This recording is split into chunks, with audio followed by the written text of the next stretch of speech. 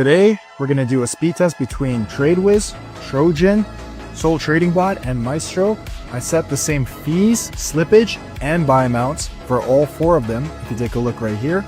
And we're going to see which one's fastest. So I found this pump on coin that pretty much died out. There's nothing going on. I'm going to buy it right now, and let's see what happens here. Swapping. All right, transaction done. All right, and now let's sell it as well. Selling it, and we're going to review the results. This is my TradeWiz wallet right here. We lost 0%. This is my Trojan wallet. We lost 18%. This is the Sol Trading Bot wallet.